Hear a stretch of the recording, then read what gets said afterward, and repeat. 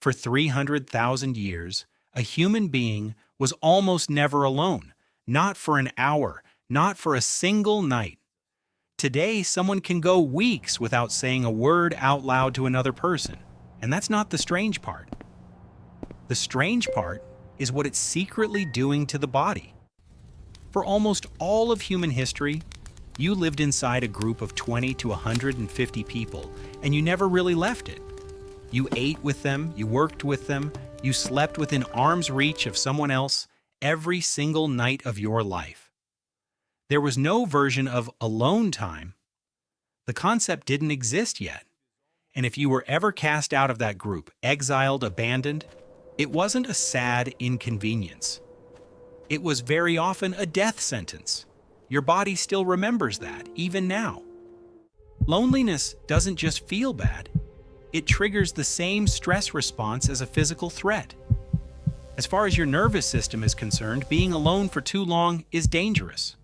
Not socially awkward, not a personal failing. Dangerous, like it was for 100,000 generations before you. This is the world your brain still thinks you're living in. Constant company, constant proximity, always within reach of someone.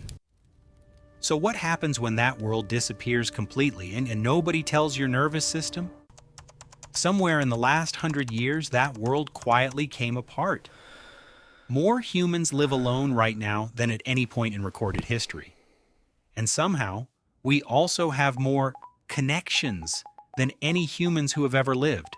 Hundreds of contacts, thousands of followers, a notification every few minutes. None of it is the same thing your body is asking for. Your nervous system doesn't know what a follower count is. It only knows whether there's a warm body nearby. And for a growing number of people, the honest answer is not really, not for days at a time. You can walk through a city of 10 million people and feel completely invisible, surrounded and still alone, in a way no ancient human would have understood. They would not have had a word for this. There was nothing in their world to name. The mismatch is the whole problem. Your brain was built for one world, and you're living in a completely different one. And that gap between what you need and what you're getting doesn't close on its own. It just sits there quietly in the background of an ordinary life. Most people who feel it can't even explain why. They just know something feels off, even when nothing is technically wrong.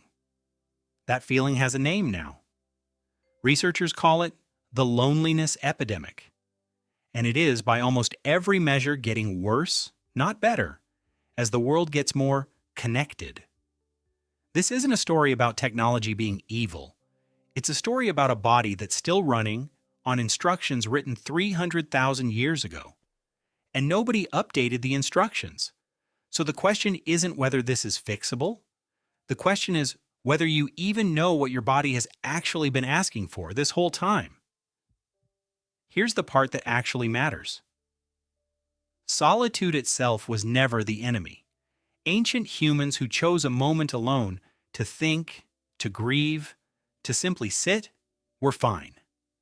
Their nervous system never panicked over a few quiet minutes. What it could not tolerate, what nothing in us was built to tolerate, was isolation, with no end in sight and no choice in the matter. Chosen solitude and forced isolation look almost identical from the outside, but to your body, they are two completely different experiences. One is rest, the other is starvation, and the second one doesn't need a grand solution. It needs something almost embarrassingly simple. A real conversation, a shared meal, a hand on a shoulder. The exact things every human had by default for almost all of history without ever having to ask for them. We didn't lose the need, we lost the default. And once you see that clearly, the fix stops feeling impossible.